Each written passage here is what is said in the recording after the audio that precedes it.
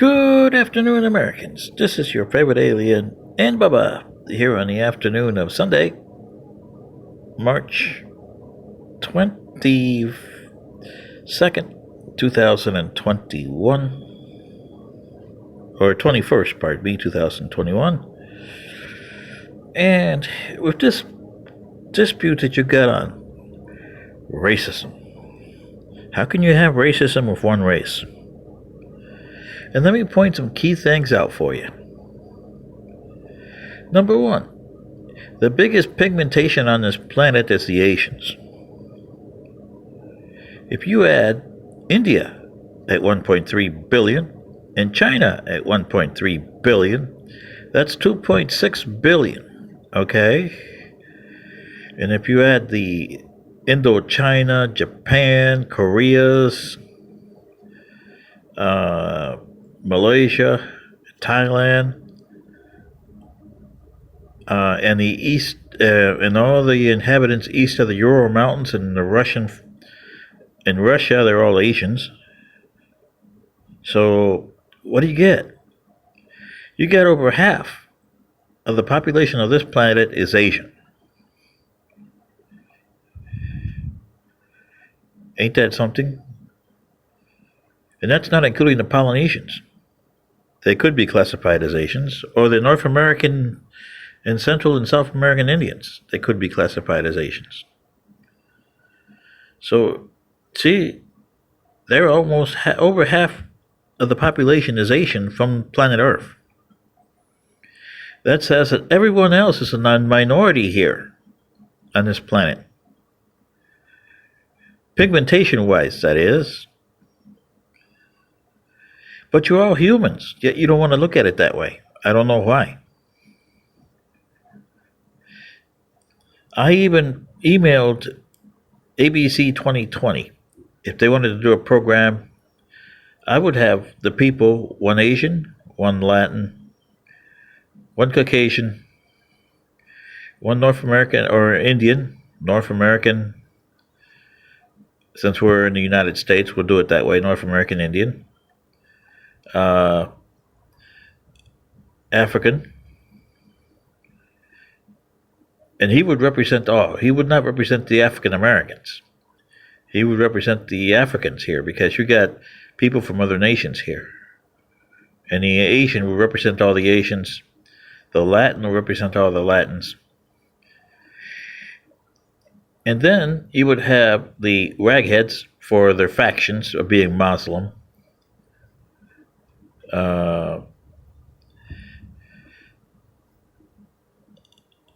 And a Christian, and a Protestant, and a Catholic. Okay? And we could have a Shiite and a Sunni Muslim. And an Indian from India for Hindus. A Republican and a Democrat. And have all those sitting up there in the program with a moderator. And the first question on the moderation I would ask is, to each one of them, who are you? And then, what are you? And see the answers they give me. We first have to get through the pigmentation and the factions. Then we have to get through the gender issues. But right now, the pigmentation and the factions are the number one issue here. We got a lot of other issues we got to resolve on your society and planet here. But the biggest one is your pigmentation and faction issues. That's the biggest one. That's the way we attacked our planet. The people that left our planet. So when they left, they were all one. Do we still have people that think differently? Oh, yeah. But it's less than 2% now. We had got it to 2%. Now it's like 1.1%, 1%, something like that. And it's dwindling. Every of your centuries, it dwindles. Is it going to be zero? No. Never. Never be zero. But at least 1.1% is a lot better than your 30, 40% of disaster you got here. You can't have that kind of thing and have a society that works. You can't have everybody wanting their own stuff in a society. A society has to be one point, one issue. That's a good society. Is it 100% perfect? No. No society is 100% perfect. But it's a working society? Yes. And do we attend the 1.1% or the 2% that are descending? Yes. We give them all the rights and all the guarantees that come with our society. And if they want to have their own society, we find a place for them. In our case, we send them to societies that came before them that think like them. And over 95% of them come back. Because they say, it didn't work the way I thought it was going to. Well, that's the way society works. Then we asked him, why do you want to come back to this one? I thought you didn't like this one. He said, well, we like the fact that we got guarantees here that help us. And we wanted things. And we got things over there. But did it help us? No. We still had problems. Here, you don't ask for things. You need things, you get things. But you don't get things just because you wanted to have them. Like in here, in the case of your planet here, we need 5 houses. Yeah, we'll have this house over there, even though I'll never get to it, maybe once in a while.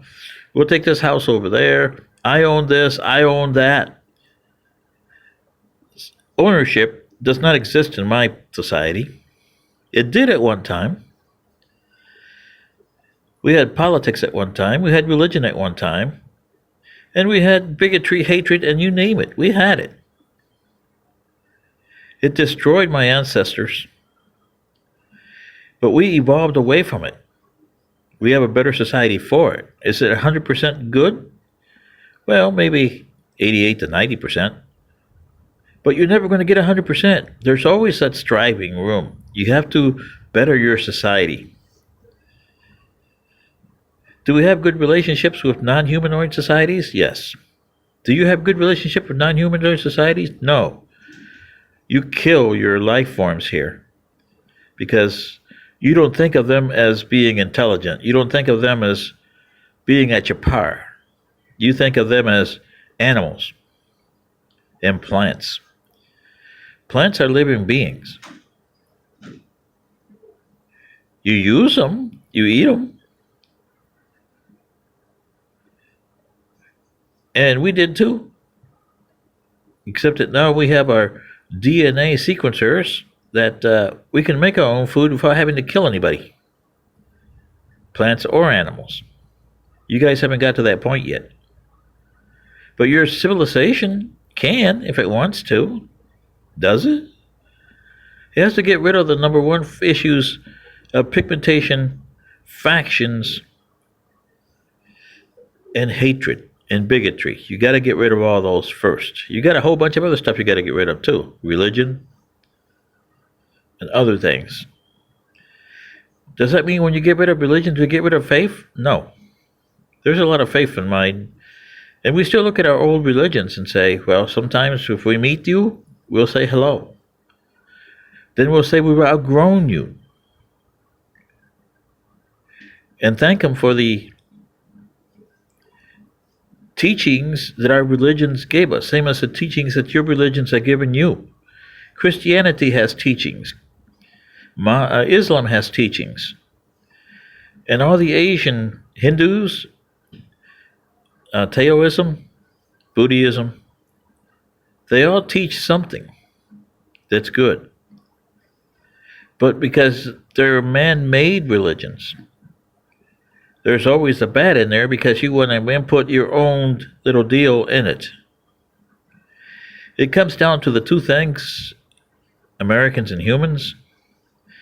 If I have a bar of gold and a rock, and you tell me which has value, and you're always going to say gold. Really? Why? Tell me why gold has value. It has usefulness, yes. It can be useful in creating shields, electromagnetic defenses, and power, if you know how to apply gold the right way. Same as a rock. Depends on the minerals of the rock. You can use the rock for certain things. Look at shale. You're finding oil in shale, aren't you? But in your case, this is what you don't understand. You got to find a source of energy that works for you for a long term. Oil was not supposed to be a long term solution, it was supposed to be a stopgap measure until you found a long term solution that worked for you. It's dangerous. Oil is dangerous to produce, it's dangerous to get rid of. Uh, so you want energy that you can produce, get rid of, and don't hurt the environment or yourselves. See what I mean, humans? This is what you got, and you're not even doing it. This is your favorite alien, and Bubba. Good day.